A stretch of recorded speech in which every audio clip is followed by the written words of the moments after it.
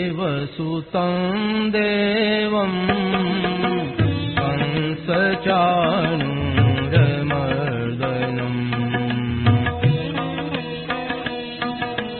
देवकी परमानन्दं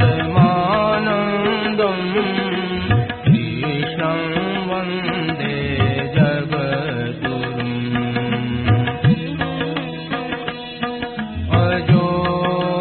सन्नव्ययात्मा भूतानामीश्वरोऽपि सन् प्रकृतिं स्वामधिष्ठाय सम्भवाम्यात्ममायया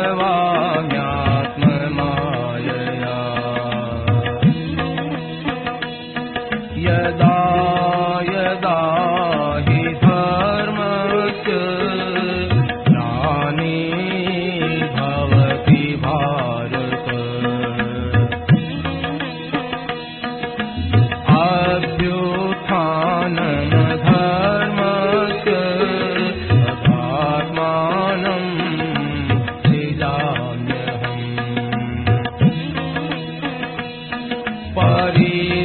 परित्राणाय साधूनां विनाशाय दुष्कृताम्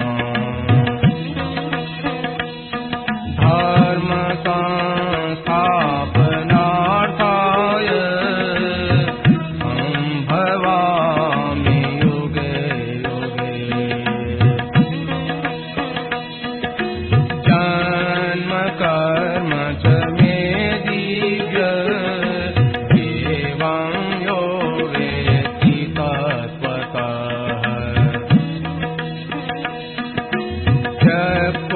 देहं पुनर्जन्म नयति मामेति सोऽर्जुन वीतराग भय क्रोधा मन्मया मामुपाश्रिताः बहवो ज्ञान तपसा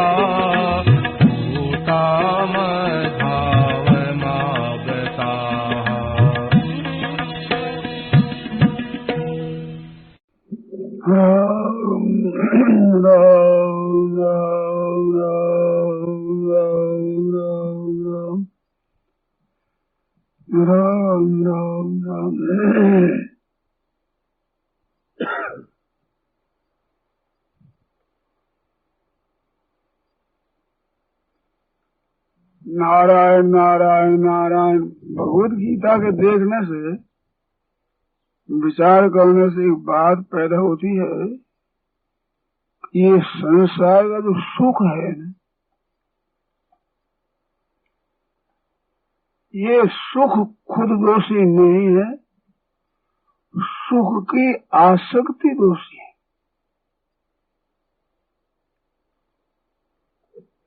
सुख की इच्छा, सुख की आशा और सुख का भोग, ये बंधन रहेगा।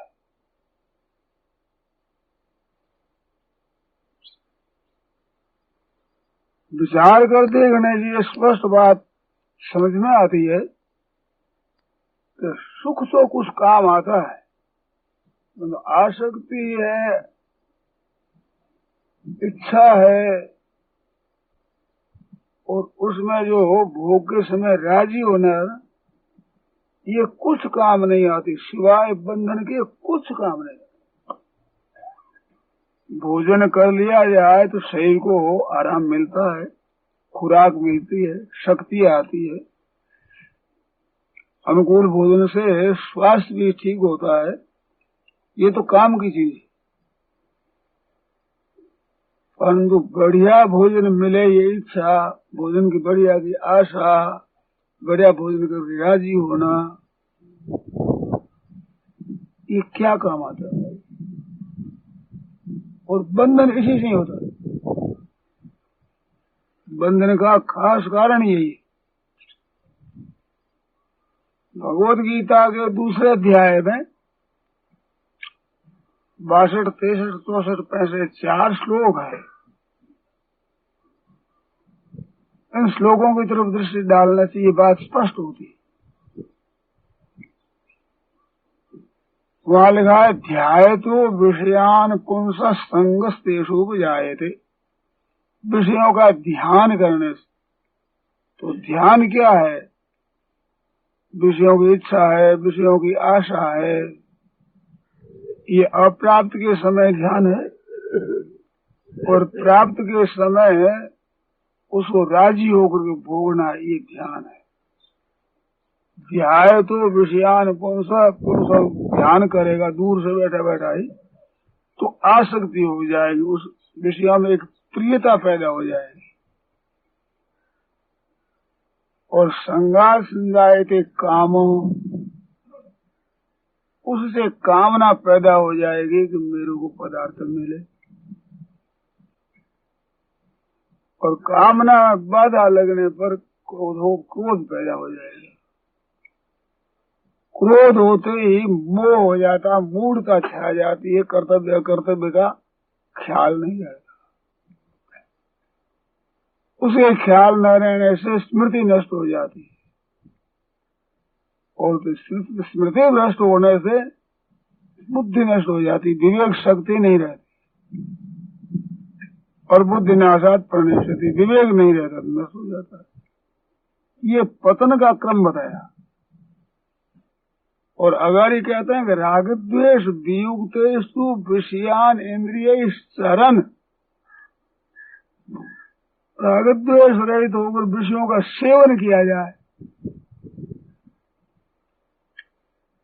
तो जो राग आसक्ति प्रियता सुख भोग है, सुख भोग जो प्रियता लेकर जो मन का लग जाना खिंचाव है, उसके बिना विषयांचरण, विषयों का आचरण करने से भी पतन नहीं होता। पतन नहीं होता इतनी बात नहीं है, प्रसादम अधिगति, प्रसन्नता होती है, अंतःकरण की निर्मलता होती है, और उस प्रसन्नता से सर्व दुखा नाम आने, संपूर्ण दुखों का नाश हो जाता है। और प्रसन्न चित्त वाले की बुद्धि बहुत जल्दी परमात्मा में स्थित हो जाती, बहुत जल्दी। ध्याय तो विषयान पुंस, यहाँ भी विषयान पद है। और राग द्वेष वियुक्तेष विषयान इंद्रिय, यहाँ विषयान, विषयान ध्यायत, विषयों का ध्यान करने से, याद करने मात्र से तो परिणित पतन हो जाता है, और विषयों का आचरण करने से परमात्मा की प्राप्ति हो जाती है।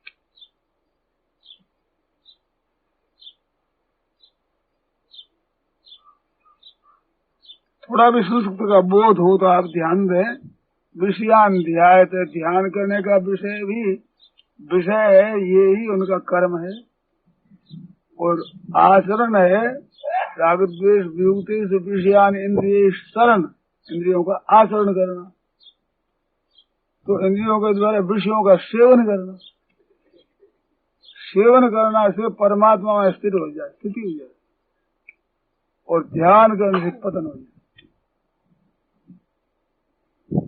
स्थिति में स्थिति। श्लोकों की तरफ ध्यान दो। ध्याय तो विषयान पुंस संगस्तेषु उपजायते, संगा संजायते काम, कामात् क्रोधो विजायते, क्रोधात् भूति सम्मोह, सम्मोहात् स्मृति विभ्रम, स्मृति विभ्रंशात् बुद्धिनाशो, बुद्धिनाशात् प्रणश्यति, पतन हो जाएगा। और राग द्वेष रहित भोग विषय आचरण किया जाए तो राग द्वेष वियुक्तेषु विषयान इंद्रिय शरण, आत्म वश्य ही, राग द्वेष वियुक्त ही और आत्म वश्य ही इंद्रिय, इंद्रिया अपने वश में हो, ना उनमें राग पैदा हो, न द्वेष पैदा हो। विधेय आत्मा अंतःकरण में भी राग द्वेष न हो, स्वयं में राग द्वेष न हो, और विषयों का आचरण किया जाए, विषयों का सेवन किया जाए, शब्द स्पर्श रूप रसगंध का सेवन किया जाए, तो प्रसादमति गच्छति, स्वच्छता होती, निर्मलता होती, अंतःकरण स्वच्छ हो जाए, निर्मल हो जाए। और प्रसन्नता वाले क्या होगा? सर्व दुखा नाम लिखा है, सर्व दुखा नाम हानि। दुखा नाम हानि कहना भी काफी था, फिर सर्व शब्द लगाया। दुखा नाम के पेट में सर्व शब्द, बहुत से ना, दुखा नाम के पेट में सर्व शब्द है। फिर कहते नहीं, सर्व दुखा नाम, कोई किसी तरह का दुख नहीं रहता। इसे सिद्ध क्या हुआ कि आप जो व्यवहार करते हैं, साधु आश्रम में है, गृहस्थ आश्रम में है, जिस परिस्थिति में है, जहां है, जो आप आचरण करें वो निर्लेप होकर करें, लिप्त होकर न करें। जैसे दवाई सेवन करना है तो वो राग पूर्व नहीं करते हैं, सिद्धांत पूर्व करते हैं। तो रोग मिटाने के लिए दवाई लेते हैं, शौक तो है नहीं, रुचि है नहीं।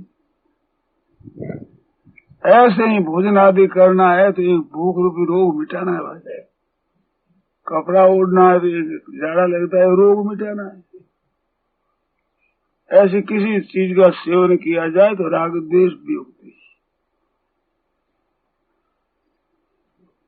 और दवाई सेवन करने में राग थोड़े पैदा हो जाएगा, कड़वी दवाई में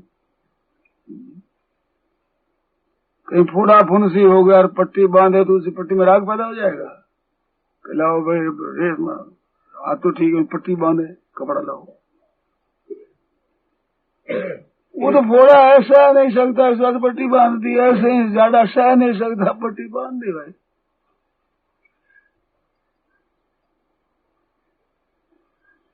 तो आचरण कर रहे हैं, तो न राग है न द्वेष है, लेप है ही नहीं।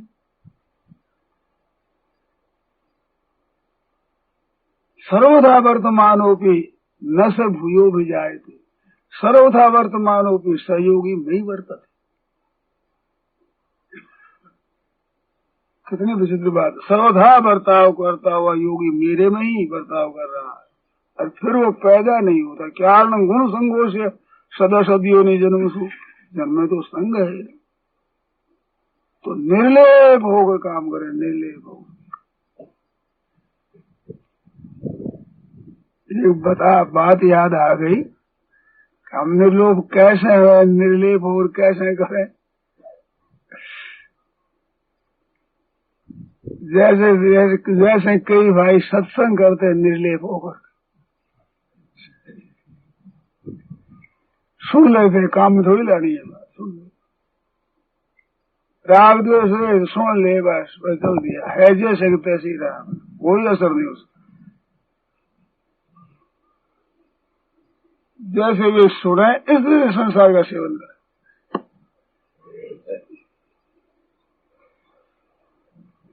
घर का काम धंधा थोड़े छोड़ेंगे, तो करना ही पड़ेगा, रुपये की जरूरत है, बाल बच्चों की जरूरत है, तो अपना आवश्यक काम है, ये है तो सुने हम। सत्संग सुन ली, बहुत करिए हमसे।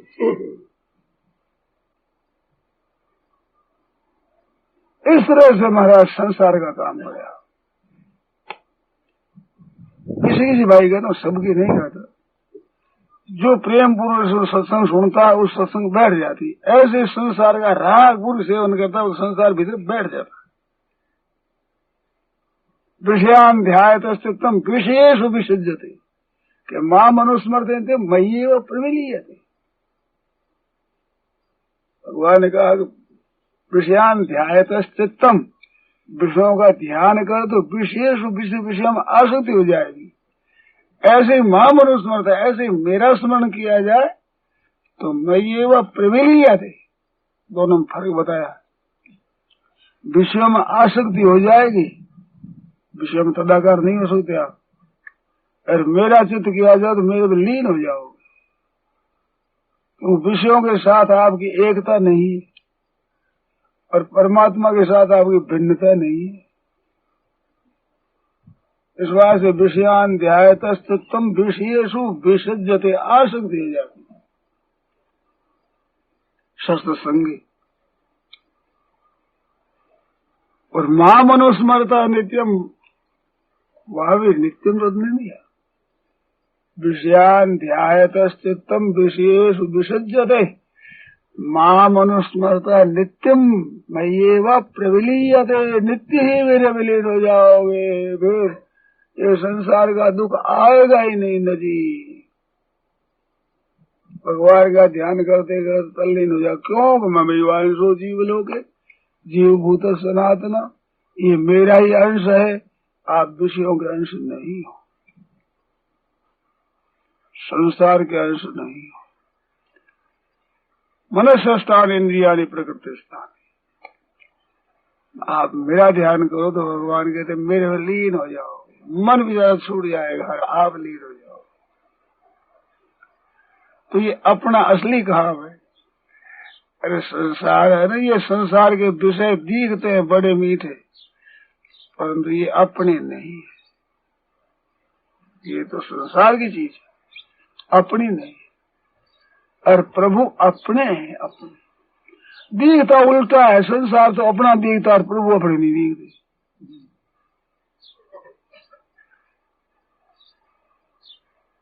यथेन्दु भेदे दिश दिक् भ्रमादया, ऐसा लिखा है। दिग्भ्रम हो जाना, दिशा भूल हो जाता है तो ये पश्चिम दिख, पश्चिम है, ये है पूर्व, ऐसा दिखता। सूर्योदय हो रहा है तो आज मानो पश्चिम में हो रहा है। सूर्योदय का पश्चिम में होता है। दिग्भ्रम हो जाने से ऐसा दिखता है, ऐसा उल्टा दिखता है। इसलिए सज्जनों, ये उल्टा दिखता है कि संसार शरीर अपना दिखे, कुटुंब धन संपत्ति ये अपना दिखे, और परमात्मा अपना नहीं दिखते। ये दिग्भ्रम है। राम गीता माया यथेन्दु भेदे दिश दिग्भ्रमादया। चंद्रमा दिखे उस आग ऐसे ला करके ऐसे दबाया जाए दो चंद्रमा दिखे। यथेन्दु भेदे और दिश दिग्भ्रमादया, ये हो गया। इस वास्ते संसार का काम करो खूब, संसार के लिए, अपने लिए नहीं।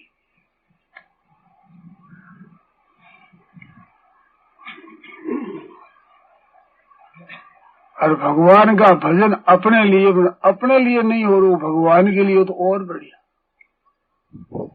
संसार का काम संसार के लिए, क्योंकि संसार की वस्तु है, मन बुद्धि इंद्रिय आदि की। और भगवान का भजन भगवान के लिए, क्यों भगवान का अंश इसलिए। ये ऊंची भक्ति बताए, तत्सुखे सुखे। भगवान का भजन भगवान के लिए, नहीं तो संसार के लिए करो। बोले भगवान का भजन संसार के लिए तो भी कोई हर्ज नहीं। अपने लिए करो तो भी ठीक है, 2 नंबर में है, देरी लगेगी, वो भी अच्छा, वो भी अच्छा। और संसार का काम तो अपने लिए करना ही नहीं चाहिए। इसमें तो फंसावटी केवल ही। और भजन में तो किसी से ही लग जाए, लाभ ही लाभ, वो भी अपने लिए नहीं, भगवान की प्रसन्नता के लिए करते हैं। प्रभु प्रीत्यर्थ है जपे विनियोग, जप का विनय प्रभु की प्रसन्नता के लिए, उनकी प्रसन्नता के लिए करते हैं। संसार का और संसार की प्रसन्नता के लिए हमारे लिए कुछ करना है ही नहीं, कृतकृत्य हो गया, करना बाकी रहा। और स्वरूप में स्थिति हो जाती है तो ज्ञातव्य हो जाता है। और प्रभु के लिए करता है, प्रभु में प्रेम हो जाता है। संसार के लिए करता है, संसार का राग छूट जाता है। ध्यान देना, कायदा 2 है। प्रभु के लिए प्रेम किया जाए, प्रभु के लिए भजन किया जाए तो प्रभु में प्रेम हो जाएगा, अभिन्नता हो जाएगी। और संसार के लिए संसार का काम किया जाए तो संसार से संबंध विच्छेद हो जाएगा।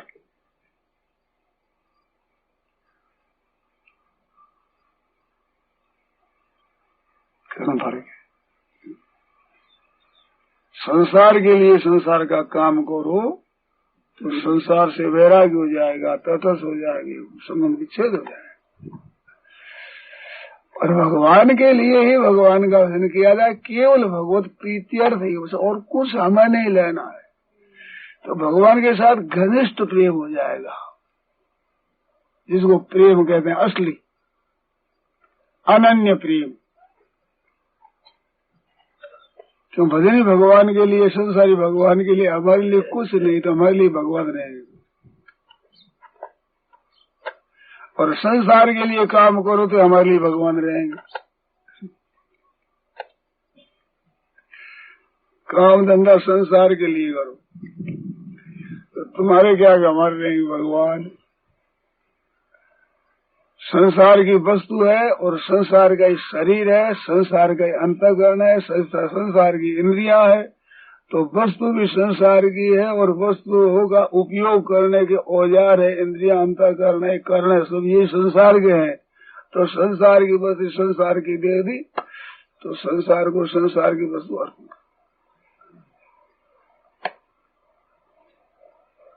और अपने अंश आप भगवान के हिसाब से अपने आप को भगवान को दे दिया।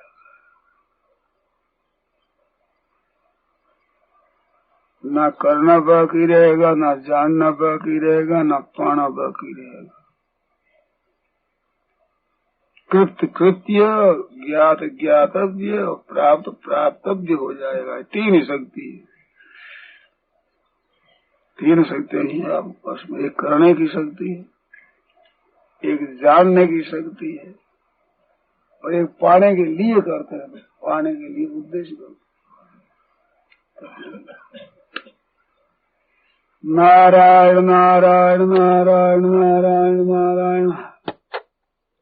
अब इसमें कोई शंका हो तो बोलो। हाँ हाँ,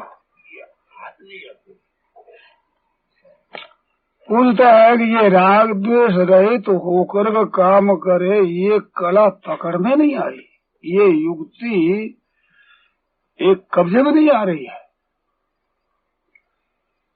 सुनते हैं अच्छी लगती है, पढ़ते हैं तो अच्छी लगती है, करना चाहते भी है, परंतु जैसे कोई बात अधिकार में नहीं हो, वो जैसे भीत को हम हाथ में पकड़ना चाहें तो यूं करते हैं, पकड़ में नहीं आती। ऐसे राग द्वेष रहित होना आता नहीं। ये प्रश्न है, अब ध्यान देकर सुनना इस बात को।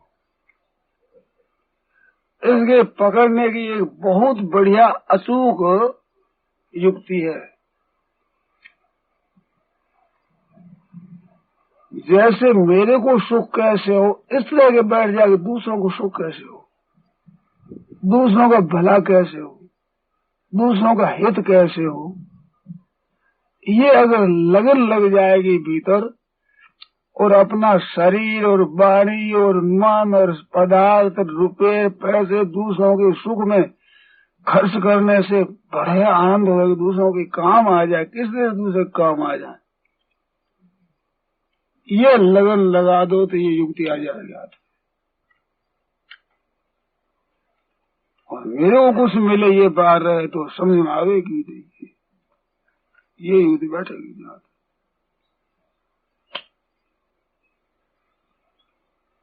ये रिश्ते है कि नहीं, दूसरों के लिए दूसरे को सुख कैसे मिले, दूसरे को आराम कैसे मिले, ये होने पर राग द्वेष रहित होना आ जाएगा, विद्या आ जाएगी। दूसरे के सुख देने से अपने सुख के त्याग की ताकत आ जाती, दूसरों का हित करने से अपने हित करने की ताकत आ जाती, हो जाएगा, विषयों की त्याग की ताकत आ जाएगी। ये बात बिल्कुल ठीक है। माता भी भूखी है और बच्चा भी भूखा है। रोटी मिल जाए तो पहले कौन खाएगा? माँ खा लेगी? भूख तो माँ को भी लगी है, बच्चे को भी लगी है, पर ये भाव है कि बच्चा खा ले, ये भाव होने रोटी का त्याग हो जाता है।